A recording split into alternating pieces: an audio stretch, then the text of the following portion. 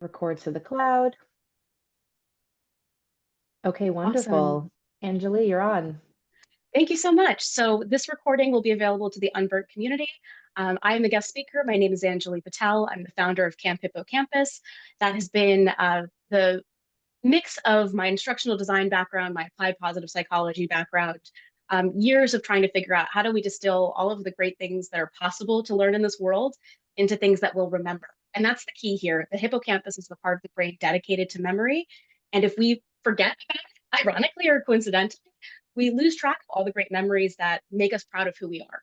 So that's the core of who we are at Camp Hippocampus. I'm going to move along in some of these slides. And this is my introduction slide. Yes, my picture's on there, but the 9 little boxes here are things that I do to rest. Sleep is not a given. I also sleep at least 7 hours a night, but all of these things are unconventional ways that we're going to think about incorporating rest into our lives. I define rest as an opportunity to recharge for the next day. Someone else in a LinkedIn post had mentioned that rest is the opportunity for you to re-energize.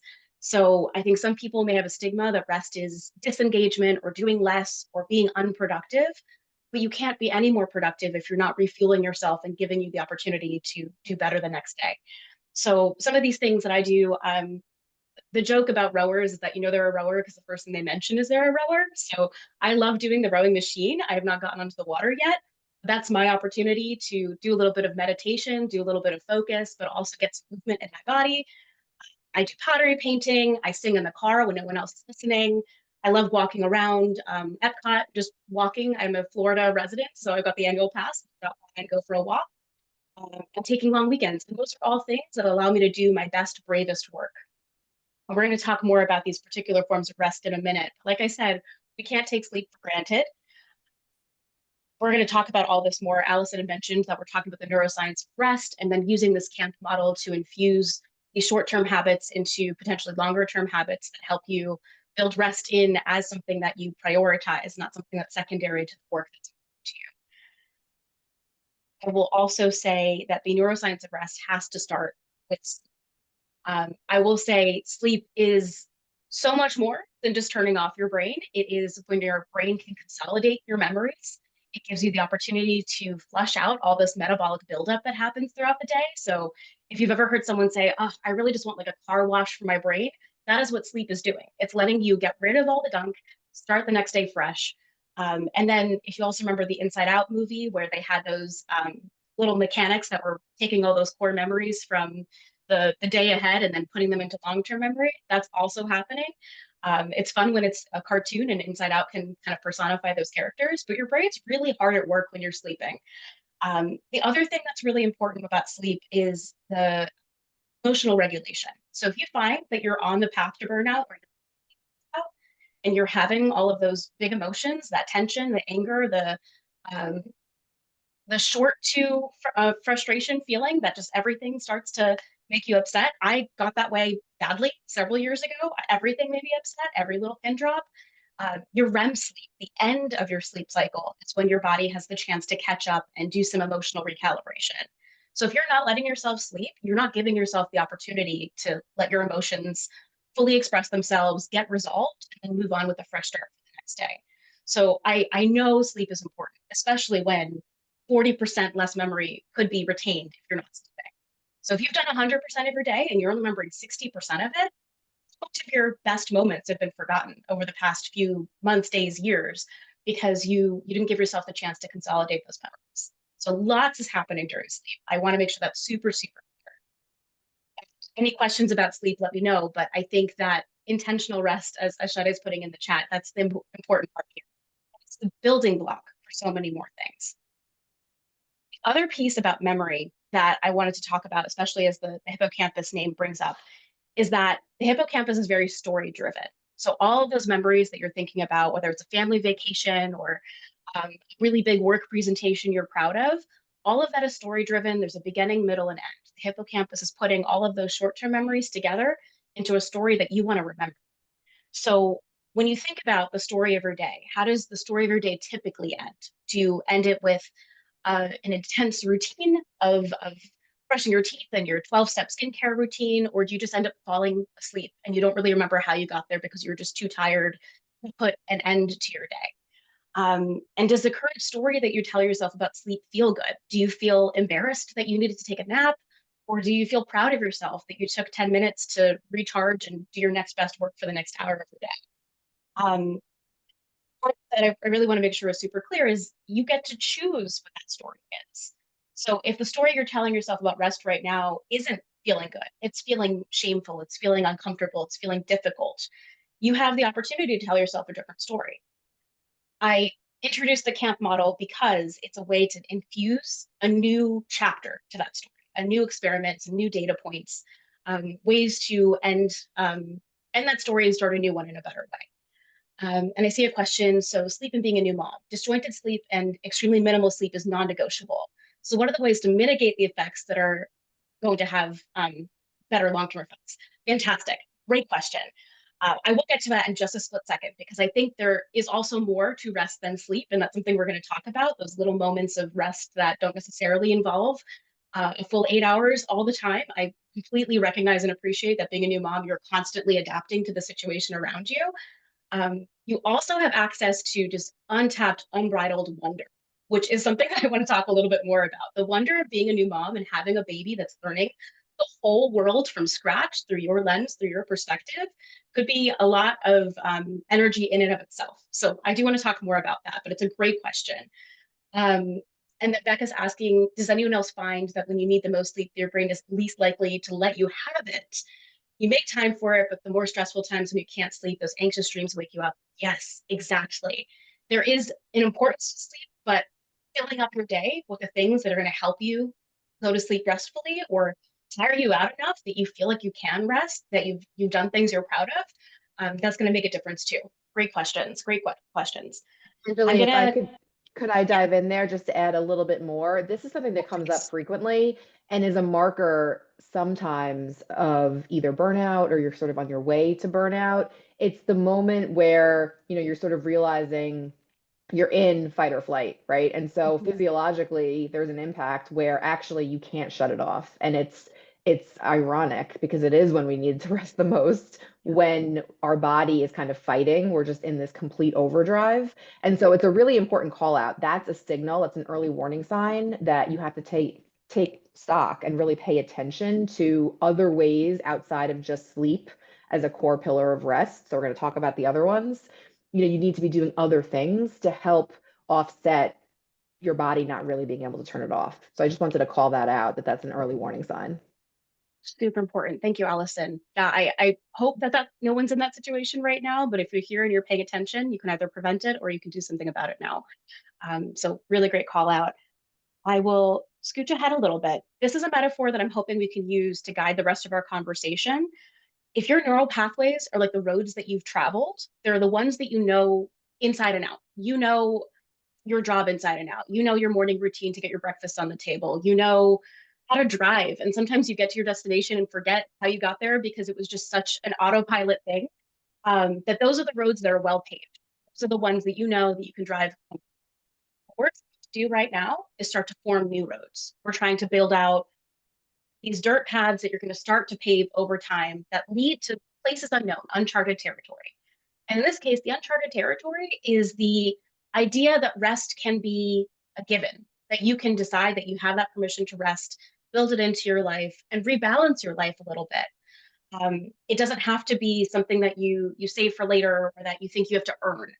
The pathways that tell you that you can just be in a moment of rest and enjoy it and feel fulfilled by it may be new to a lot of us. And I encourage you to not feel that you have to be perfect about it all at once. It's a dirt road. It's just getting started, and you're expanding what you know about your perceivable world beyond. So when we're talking about rest, some roads that are less traveled might be, for me, when I was growing up, I was convinced I was not athletic.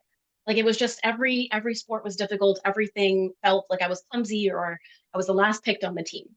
By infusing the camp method into my life, I decided that I could experiment with my athleticism. I could try something, see if I liked it.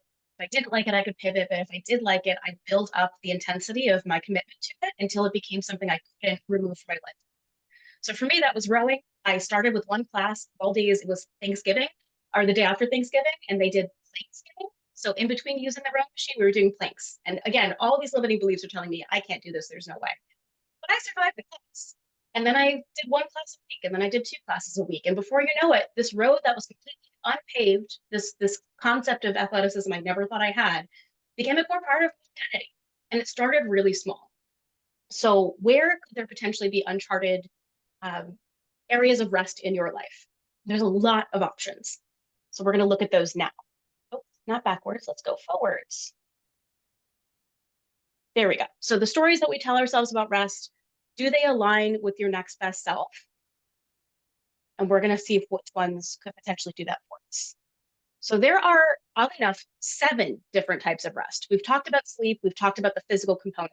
There's the necessity for your body to just shut down, recharge, wake back up again. There's 6 more. So for a new mom, for someone in a new job, for anyone in uncharted territory in and of itself, there's 6 more ways that you could be amplifying your rest. Mental is those moments of mindfulness. It's the moment of just letting yourself enjoy some stillness, take a micro break in between meetings. That's something I want to prioritize in the 15 minutes before your next hour. Just let your brain exist. Um, and as someone who is also constantly having racing thoughts, that can be really hard. And when I was told that that was a form of rest, it immediately felt like it was not accessible to me. Uh, I revisit it constantly. I'm getting better at meditating because I give myself the opportunity to try again and tell a different story. But there's definitely a reluctance for me. And if there is for you, don't worry, there's 5 more options. Emotional. I love this picture of the screaming woman because I think we often forget how much we have to mask our emotions every day. So if someone says something really dumb to you and you decide to be really polite during the day, give yourself time to scream later. I love my car for this. Like scream at a loud song, scream at a red light, like get it out of your system because the energy that it takes for you to keep that in your body is taking energy away from your other priorities. So you're not resting if you're holding in your emotions. You are if you give yourself the chance to expel it and let it out safely, of course. Like if you don't feel like you're safe enough to drive, don't. But that's my little bubble. Like I'll make sure that I have that protected time to let out my emotions and feel safe about it. So people will often think that emotional rest is just happiness, but it really is like letting yourself let go of the negativity and give yourself space to use that energy elsewhere. Creative does not necessarily mean that you have to be painting or sculpting or doing something that's inherently artful. The definition of it is really just appreciating the beauty around you. So if you're going for a walk and you're paying attention to all the different types of flowers you saw or all the different kinds of birds you saw, if you're a new mom and you're noticing that your baby is paying attention to something, pay attention to that too. Like that's something probably inherently wonderful that we take for granted because we've seen it too many times. My friend just had a baby and she says that the baby's favorite thing is the like light projector that projects stars on the ceiling. This baby has no sense of what stars are. She has no sense of what photons are, light forms, or any of those things. She's just feeling that sense of wonder. And that's creativity to me, is noticing those things, paying attention to it, and appreciating the beauty. Sensory is letting yourself slow down, disengaging, getting some silence into your day, letting the world kind of take a back seat to feeling that sense of stillness for a little bit. This is really hard in America. There are advertisements everywhere. Everything's trying to get your attention. Your phone's got those red blobs everywhere that are demanding your attention. They're designed that way. Even if it's just taking a moment to sit and stare at a painting in your home, let yourself turn off for just a few minutes and feel your body in this moment rather than feeling you have to perceive everything all the time. We are in a uniquely beautiful but stressful time because there's always something to be perceived and always something to be interpreted. And if you give yourself a chance to just pause for a minute, you'll have more energy to be more discerning later. Spiritual has a different definition for everybody. Religion is part of that, but it's not the only. So if you have a religious practice that makes you feel in touch with a higher being, please continue to lean into that in the way that makes you feel safe and good. If you're someone that struggles with religion, it doesn't have to be. It could also just be being in touch with community and feeling like there's something bigger than yourself. So if you do not have a religious practice that feels comfortable to you, but you're part of a community that makes you feel included and special, if it's a club, if it's an association, something where you feel that you're part of a community, that can cover the same territory. Um, And I only say that because I think there's so many forms of spirituality out there. I don't want someone to think I want you to practice one particular one. It's the one that fits you. So be mindful of that. Be open to what makes you feel more connected to the higher powers around you, but also there's no one size fits all there. And then to that point, social isn't just showing up at the party, especially if you're an introvert and that's overwhelming. It's the connection that makes you feel fulfilled. So if you're an introvert and one-on-one time makes you feel really good, speaking to one friend about a particular topic that makes you feel passionate, that's a social fulfilling experience. That's restful. That gave you the validation you needed to keep going. If you're an extrovert like me, I work in my little co-working space by myself most of my time. I am exhausted at the end of the day because I didn't get to see real people. So I need to go out of my normal bubble and talk to real people and feel fulfilled again and move on to my next day. So that was a lot of different forms of rest. And I'm seeing that some of those are resonating really well. Yes, after a concussion, those 5-minute brain breaks, moments like that, when they remind you that your body is not for granted, your mind is not for granted. Thank you for taking that advice and letting those medical practitioners remind you that these are some basic skills that help us all. So great question. And yes, the one size fits all. These are tools in your toolbox. You're going to customize them to what works for you. I just want you to think more expansively. Yes, and to sleep. And then when you're doing all these things every day, I think you're going to find sleep is easier. You can look back on your day and remember, oh, these are all these great things I did, not out of obligation, but out of joy. And those things I think will hopefully help you regulate your nervous system and feel better about sleeping through the night. So good. I don't think I have any more questions. Great. Okay. So we have all these different forms of rest. Some of these may be entirely new to us. Some of these we might have taken for granted. This is where we're going to take a deep breath.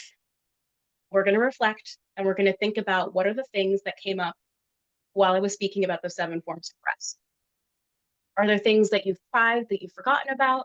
Are there things that you've been curious about but didn't really know how to begin?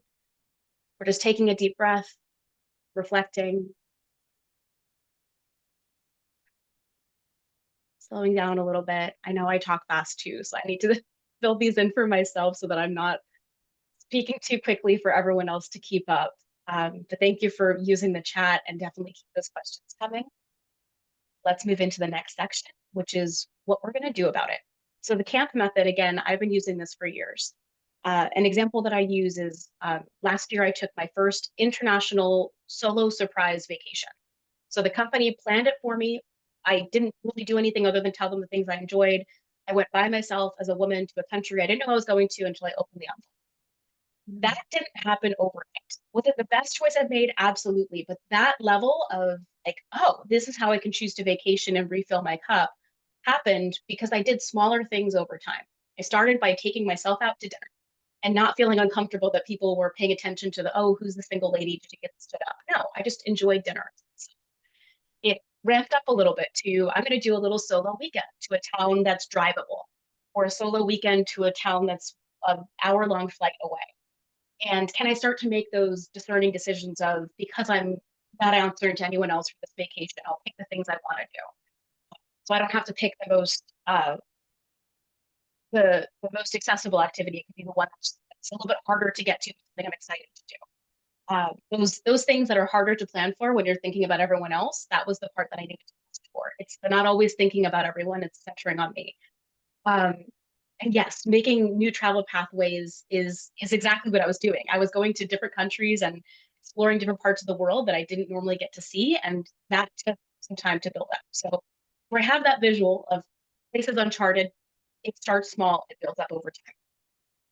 This CAMP method has 4 pieces, obviously: curiosity, activity, memory, and positivity.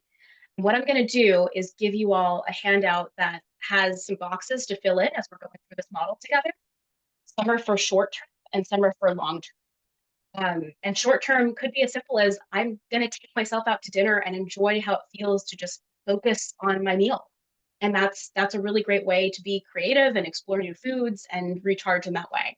The long term, how do I want a vacation? Do I need something that's more active, or do I need something that's calmer? Do I want to be on the beach, or do I want to be hiking? Those are the more long-term, more intense forms of rest that we can talk about. Good. I'm glad the examples are helping too, because again, this is a toolkit of pick what works for you. As you're going through this model, please let me know if you have any issues with the handout, but you can start to fill things out as you go. Curiosity, if fundamental, is a motivational feeling. It's posing a question your brain wants to answer, wants to seek out this information. If you have a routine as part of your day where everything kind of works and you don't feel the need to question it, go on autopilot, you're probably not very curious. You're not questioning, you know what, I've got a breakfast I've been eating for the same day, same thing, 4 days a week. I'm not questioning it. I don't need a different breakfast. Curiosity stunts any potential growth if you're not leaning into it. So the ability to lean into that curiosity of the things you take for granted every day opens that uncharted territory.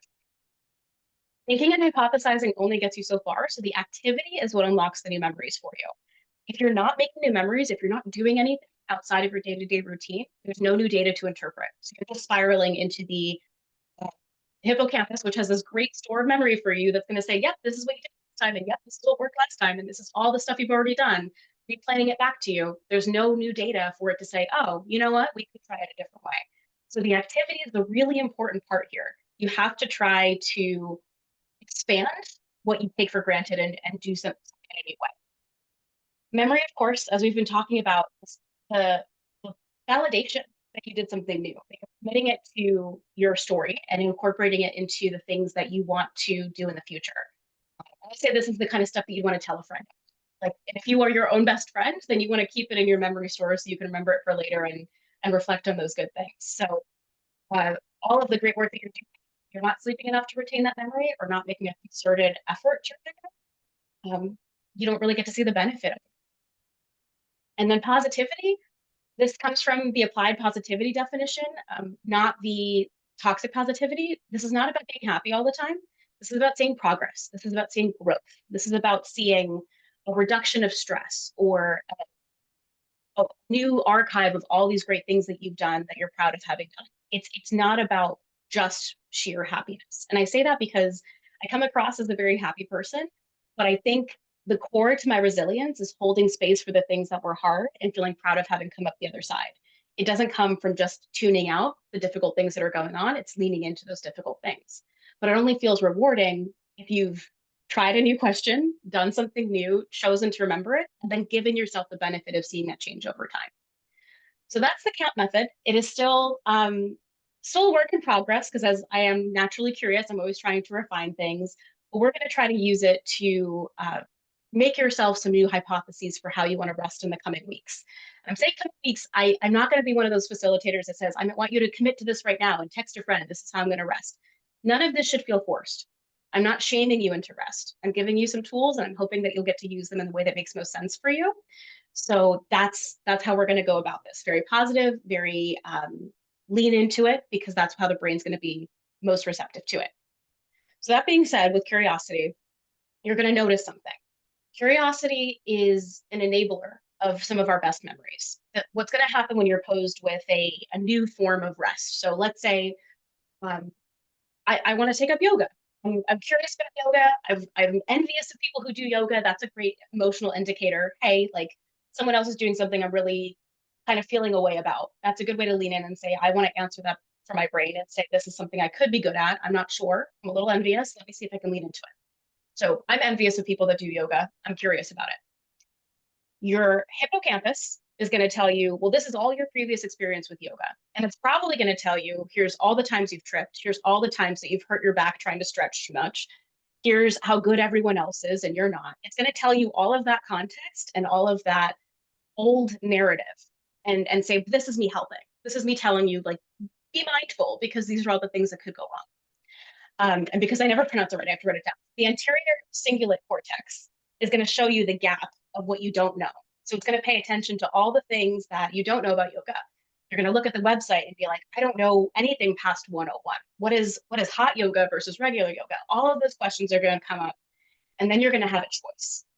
Your lateral prefrontal cortex. So the prefrontal cortex develops late in life. It's probably about age 25, it solidifies.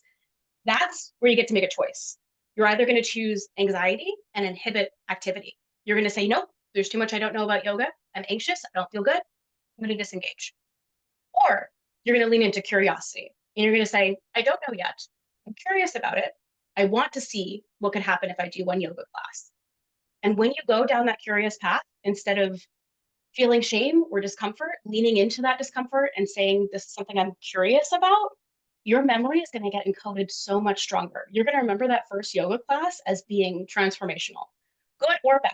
Whether you loved it or you hated it or somewhere in between, but because you went into it saying, I'm choosing to pay attention to this, it transforms this as just an hour spent doing something or memory that you can build on. So the curiosity sets up the stage for this entire experiment. And with your worksheet, I recommend putting in those top boxes, like, what are some simple things you're curious about? So it doesn't have to be yoga. Maybe there's a good car playlist you can start to put together of music that makes you feel really good. And if I have that playlist on while I'm driving, does the rest of my day feel better? I don't know. I'm curious. Maybe it's setting a timer every 4 hours of like, I just need to make sure I get up out of my desk and stretch, like just stretch, raise my hands, drop my feet, like whatever it is, it's going to help you feel like you got a little bit of a physical part of your day. Those are the curiosities I'm looking for. I'm not looking for how do we end world hunger. I'm saying, how do we add a snack to my day that makes me feel more recharged? Can I prioritize that as part of my routine? Little baby steps. Those are the things that build. Which leads me to activity. So activity is starting anywhere. It does not mean here's my 12 to 15 step plan of how I'm going to transform my life. One particular thing that when it goes well, and I'm going to say when, it's going to start to compound. You're going to start to build more confidence. You're going to start to feel that restfulness transform your life. That's when you can start to do your world domination plan. But start small. When I started with rowing, it was one class on ClassPass. So it was like one of those free, no investment, just kind of like give it a try. What have I got to lose moments? It's evolved into an annual membership and I did a half marathon, but it started with just one class. And I say that because I feel like these are very highly motivated people on this call. You're going to get to that like ridiculous transformation stage. I have no doubt that you're going to be the kind of person that takes this, runs with it, and does incredible things. But because we're anchored on the incredible things, it's really hard to be the beginner of something new.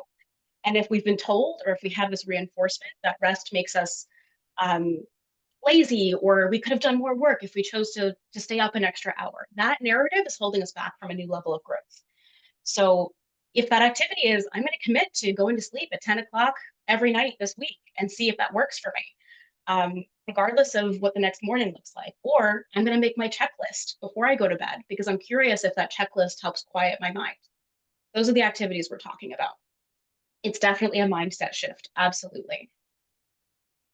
So we've got that worksheet. Feel free to put in some activities. Then memory. Choose what you want to remember. And yes, these are two friends that are having a lovely conversation. I love telling my friends things that I've tried. For the weekend, I went to an art gallery, and that art gallery is one of my happy places. I love going there. But I said something I shouldn't have, and it's not something horrible. It was just something I think I got someone's name wrong, and I was just really embarrassed about it. And I remember both things. I want you to remember both things. I felt really good at this place doing this thing. I did something I was a little embarrassed by, like it wasn't perfect. Both of those things matter. I don't want you to have this warped sense of like everything's gonna be perfect when I try this new thing. It's the balance of the two. It's the authenticity to the moment, not to putting something perfect together and thinking that that's the only way life's going to be. The authenticity is what shows you growth. So the next time I go to one of these events, I'm definitely going to remember that person's name because I remembered how embarrassed I was that I got it wrong the first time. And that's positivity. That's showing up better than you did before. If old me, like 10 years ago, if I made that faux pas, I never would have gone back to that art museum again. I would have been so embarrassed. I would have been mortified that I ever made a mistake. But I know that I enjoy that art museum a lot. I'm learning, growing, adapting. Why let that one moment take away from all the great goodness to come? So choosing to remember both the things that felt good and the things where that you could have felt a little better, that's what's going to help you see that positivity over time. So choosing what you want to remember in those little activities for your short-term rest. Maybe it's I took a nap and I felt a little groggy when I woke up, but I'm hoping that I'll feel better in the next hour. Like those are the things you want to kind of write down for yourself is what do I want to plan for? Like what are the things I think are going to happen and can I check that for myself? And hopefully you'll be kinder when you look back on the memory because you'll realize when you leaned into the activity, the memory wasn't so bad. I think we're all probably pretty harsh critics of ourselves, and it's easier when you have the opportunity to reflect just to yourself. You don't have to tell a friend if you don't want to, but I think it helps to hold me accountable when I'm trying new things. Uh, so that's memory. And I'm not seeing questions in the chat, but feel free to chime in if they're coming up. The last one, of course, is positivity. So you're seeing the progress over time because you set harsh critics of ourselves. No, no one knows what that's like. Yeah, this is probably going to be the hardest step if you are a harsh inner critic. If you keep moving that goalpost, if you keep thinking, well, the yoga class wasn't worth it because I didn't do like 100 classes, or I couldn't do that full movement for the full 45 seconds, if you keep moving that goalpost from I showed up for the yoga class to I need to be an expert, you're never going to see positivity. You need to set a goal, celebrate it, appreciate that you hit a goal, and then be able to move forward to the next step. Because I love metrics. So if I think about the rowing classes, they tell you like how much power you're using when you're rowing 500 meters. That helped me with the positivity so much because I had something calculatable that like showed me the progress. So that first class I did November 2023 to now, my power has doubled. And that didn't happen in 2 classes. That happened over the course of like a year and a half. So seeing that incremental progress with numbers was what helped me anchor on positivity. It didn't happen overnight. I had to see it gradually over time. If you're doing something that's not quite as measured, like in this case, painting pottery, maybe it's the frequency at which you want to schedule these classes. Maybe it's I want to go like once a month, and I'm loving to see the collection build up in my home. Maybe it's I've done really well at scheduling these 10-minute naps throughout the week, and now over the course of this month, I feel like I'm not as behind on my deadlines because I'm rested enough to do the work instead of needing to ask for an extension. So the positivity, try to see if you can come up with a hypothesis for what that will do for you. But I also encourage you to reflect on it over time as the activity, as it grows, you'll see the positivity over time. So I'm going to actually show you these pairings in a second too, because when you pair the curiosity and memory with the activity and positivity as like pairs, you'll see a lot more tangible growth too. And what happens if you skip a step? So we talked about this a little bit. If there's no curiosity, there's no new road. There's just nowhere to go next because you've decided not to ask those questions. If you've decided that there's nowhere to grow, there's not going to be any growth. If you don't do the activity, then your brain's going to spiral and just refeed you all the information you already know. There's no room for growth. There's no opportunity to give new data. So you need the activity. What's the use of doing that great activity if you don't remember it? If you don't see the win and appreciate the win and build on it? And then finally, it's going to feel futile to rest or do anything new if you don't see progress over time. I think high achieving people want to see results. These aren't always going to be the results that you're used to seeing in work or the tangibleness. Sometimes it's going to be how you feel, and that's going to be a new skill. But you need to make sure that you're keeping track of those memories so you can see that positivity over time. Give yourself the benefit of that because that's how this whole cycle feeds into itself. Because now, once you've seen some positivity, hey, I'm curious, can I do this better, stronger, faster? Can I challenge myself to a bigger yoga class that's more challenging, but feel better as a result and sleep better as a result? If I'm choosing to do a long weekend once a quarter, well, maybe then I plan to do a week off once a quarter, like something that gives me more time to recharge and take some downtime from my job. So those positivity tracking mechanisms ultimately lead to more curiosity and more opportunities for you to grow as a person. So important not to skip a step. I'm also not seeing any questions, so I'm going to try to wrap up because I promised you all 15 minutes to rest. I'm going to give you one more little tip. After we take a deep breath, I'm going to give you the chance to ask any questions if you have them. And you can come off mute if that's easier too. But we're doing okay. Awesome. So then the last piece I'm going to show you is that pairing if it helps you refine those hypotheses you have. And this is going to be really helpful for the long-term growth too. What part of me am I curious about exploring through rest? And what part do I want to tell about a friend? Your curiosity fuels your memory. So the question that you want to have answered, answer it through your memory. So in my case, with rowing, it was, I'm curious if I am athletic.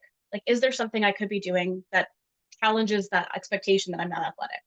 Memory is calling your friend and being so excited, hey, I finished that workout class. like I did it.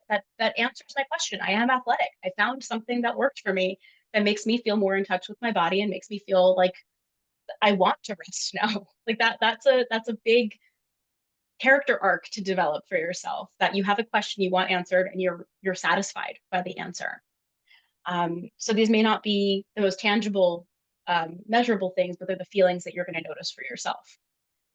The tangible things you're going to see in activity to positivity. So what small activity can I commit to without a huge commitment, and um, give yourself the opportunity. If you don't like it, you don't have to do it anymore. Like you don't have to punish yourself into doing the one thing that everyone thinks you're supposed to do for rest. But the positivity, if I start to do it more, am I going to feel better?